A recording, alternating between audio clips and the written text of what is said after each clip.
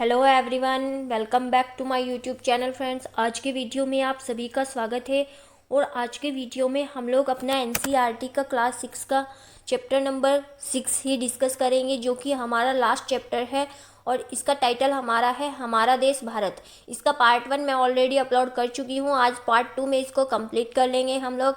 Part 1 में मैंने आपको भारत की जो लॉन्गिट्यूडनल और लैटिट्यूडनल स्थिति है उसके बारे में बताया था कि भारत का देशांतरीय और अक्षांशीय विस्तार कितना है, और भारत के जो ये बिंदु हैं पूर्वी, पश्चिमी, उत्तरी और दक्षिणी, और मोस्ट जो आपका साउथ पॉइंट है, ये सब मैंने आपको बता दिया था।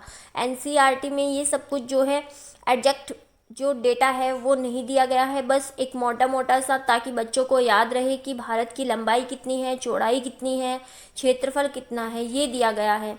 हालांकि क्षेत्रफल 32 लाख किलोमीटर बताया गया है, जबकि ये 32,84,000 और 263 वर्ग किलोमीटर है। तो ये मैंने आपको बता दिया था, हम लोग डिस्कस कर चुके थे। देखिए फ्रेंड्स, भारत का भौतिक विभाजन एक बार मैं आपको मैप पर बता देती हूँ। तो भारत के भौतिक विभाजन की बात करें हम, तो ये भारत का मैप है, और यहाँ पर जो है ये हिमालय स्थित है, ये वाला भाग। इसके बाद यहाँ पर जो है उत्तर के मैदान आ जाते हैं, थोड़ा सा आगे पीछे हो सकता है।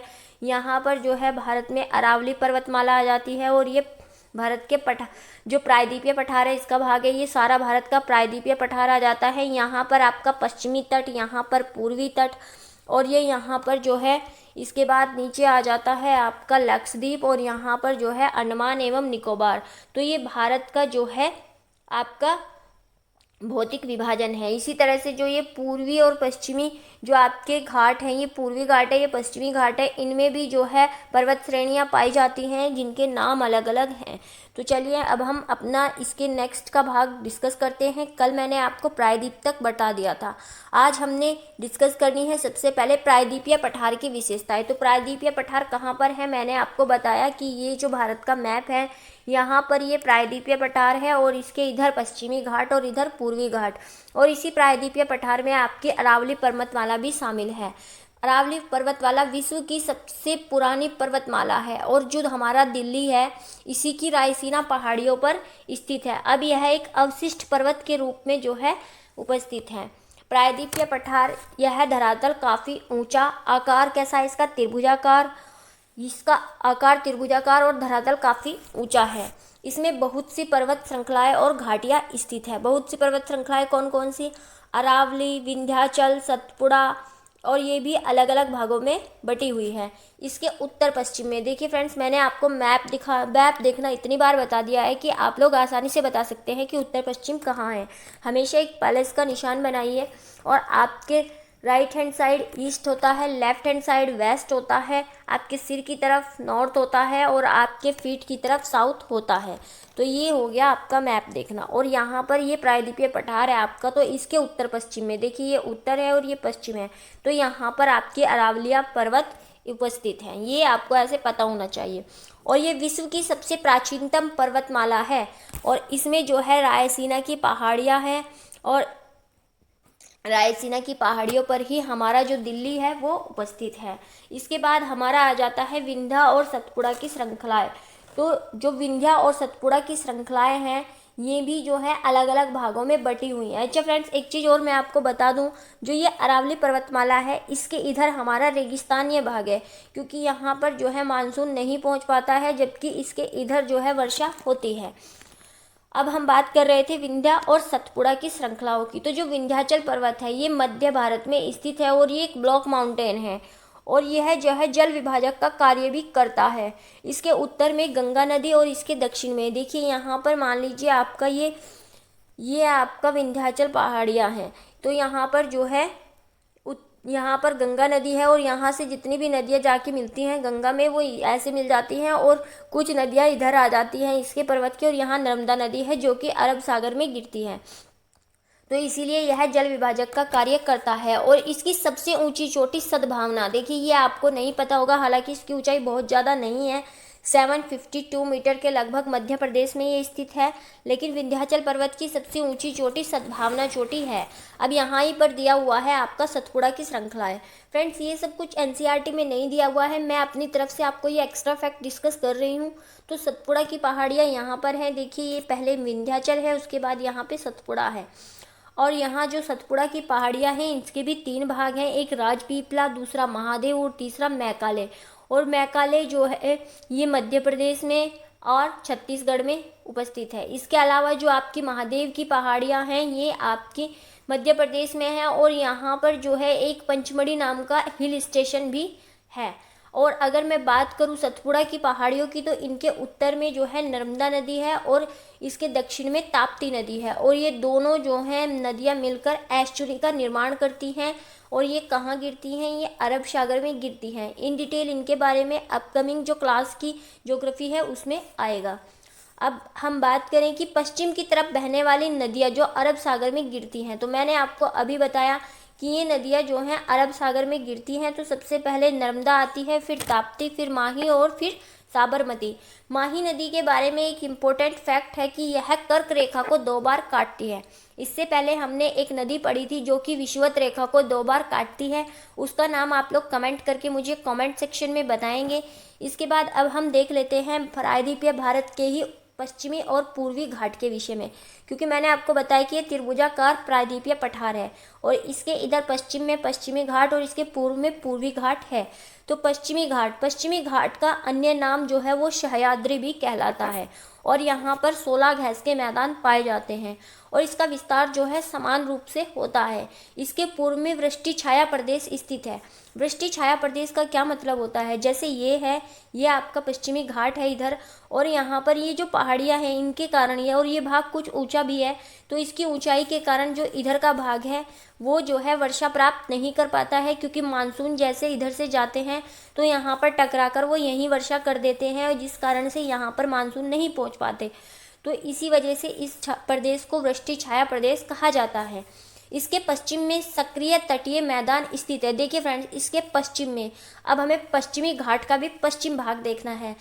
हमने देखा ये है आपका पश्चिमी घाट, तो पश्चिमी घाट के पश्चिम में वृष्टि छाया प्रदेश है और इसके पूर्व में यहाँ पर ये जो है संकरे तटीय मैदान स्थित हैं। इसके अलावा अगर मैं बात करूँ तो पश्चिमी घाट में जो है आपकी कौन कौन सी जो है वो पाई जाती हैं ऊंची चोटी सबसे, तो यहाँ की सबसे ऊंची चोटी है अनायमुड़ी, और ये कहाँ पर है? ये दक्षिणी भारत की सबसे ऊंची चोटी भी कहलाती है। तो पश्चिमी घाट की सबसे ऊंची चोटी कौन सी है? अनायमुड़ी, और यही जो है दक्षिणी भारत की सबसे ऊंची चोटी भी कहलाती है।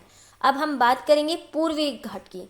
पूर्वी घाट किधर है? तो पूर्वी घाट इधर है। देखिए कहाँ पर है पूर्वी घाट? ये है आपका पूर्वी घाट, और यहाँ पर बहुत सारी नदियाँ जो हैं गिरती हैं। इसी कारण से ये बहुत सारे छोटे छोटे भागों में बट गया है और यहीं पर छोटी छोटी पहाड़ियाँ पाई जाती हैं। और यहाँ पर इसके मैदान भी चौड़े हैं। क्यों चौड़े हैं? क्योंकि यहाँ पर जैसे जैसे नदियाँ आती हैं और ये समुद्र में गिरने से पहले, ये बंगाल की खाड़ी में गिरने से पहले जो है अपना डेल्टा का निर्माण करती हैं, और ये डेल्टा ज़्यादा शाखाओं में नदी के बंटने से फैल जाता है। तो यहाँ पर देखिए जिस तरह का मैंने कर दिया है, कुछ इसी तरह का ये पूर्वी घाट बन जाता है। तो पूर्वी घाट के पूर्व में चौड़े तटीय मैदान स्थित हैं। क्यों हैं? मैंने बता दिया, क्योंकि नदियाँ जो हैं इधर डेल्टा बनाती हैं। इसमें बहने वाली नदियाँ मुहाने पर उपजाऊ डेल्टा का निर्माण करती हैं। इसी वजह से यहाँ पर जो है धान की फसल अधिक की जाती है। अब पूर्वी घाट की प्रमुख नदियाँ कौन कौन सी है? गोदावरी, महानदी, कृष्णा, कावेरी आदि। बंगाल की खाड़ी में गंगा और ब्रह्मपुत्र द्वारा निर्मित सुंदरवन डेल्टा स्थित है। ये कहाँ पर है? तो ये देखिए, ये भारत का मैप है कुछ इस तरह से। यहाँ बांग्लादेश है, तो यहाँ पर जो है ये वाला भाग, यहाँ पर करती हैं गंगा तथा ब्रह्मपुत्र सुंदरवन डेल्टा का निर्माण। और अगर मैं बात करूँ ईस्टर्न घाट की, तो ईस्टर्न घाट की सबसे ऊंची चोटी जो है वो है नीलगिरी। लेकिन अगर हम वेस्टर्न घाट की बात करें तो वो है अनायमुड़ी। अगर ऑल जो आपका दक्षिणी भारत है उसकी बात करें तो वहाँ पर भी अनायमुड़ी ही हो जाती है।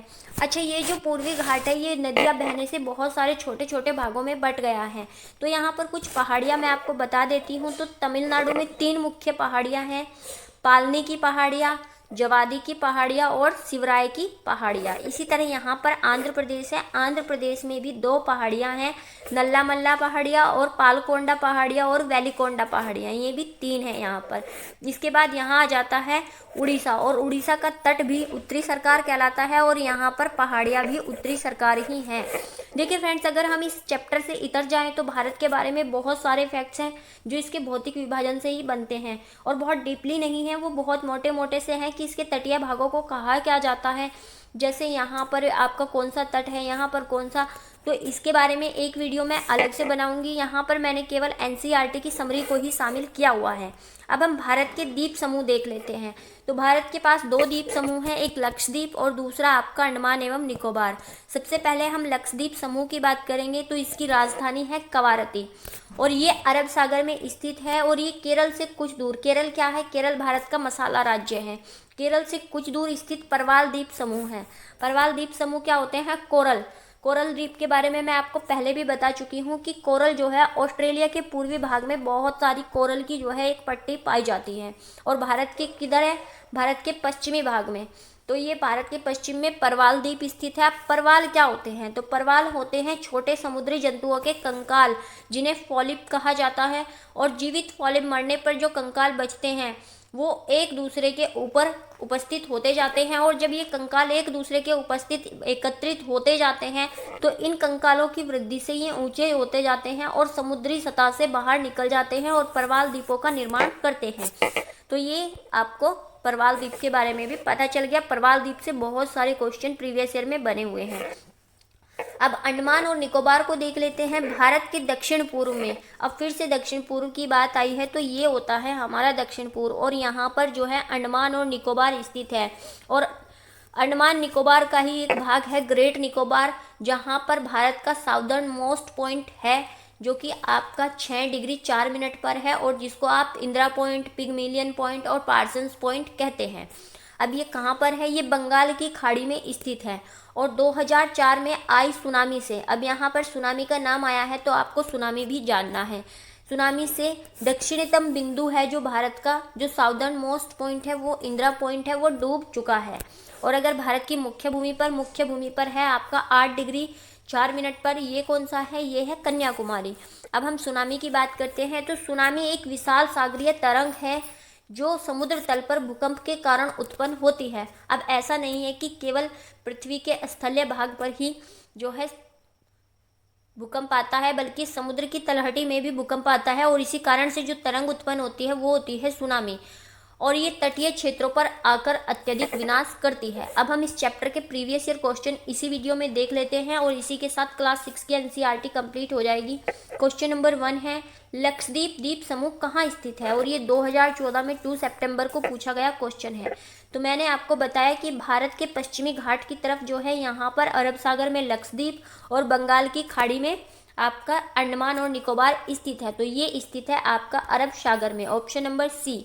इसके बाद निम्नलिखित में से कौन सा केवल एक तटीय क्षेत्रों में अत्यधिक विनाश कर सकता है, तो यहाँ पर किसी एक के बारे में पूछा गया है कि कौन सा तटीय क्षेत्रों में विनाश करता है, तो ये करता है आपका सुनामी। अभी आपने सुनामी के बारे में पढ़ा कि ये समुद्र की तलहटी में भूकंप से उत्पन्न तरंग होती है। अब क्वेश्चन नंबर 3, निम्नलिखित में से कौन सा प्रायद्वीपीय पठार का लक्षण नहीं है, तो प्रायद्वीपीय पठार के लक्षण मैंने आपको बताया था कि इसके उत्तर पश्चिम में अरावली पर्वत है, इसमें कोयला, लोहा, अयस्क आदि खनिज पदार्थों की प्रचुरता पाई जाती है, ये भी सही है। इस पठार के उत्तर भागों में मैदानों में दक्षिण में स्थित है।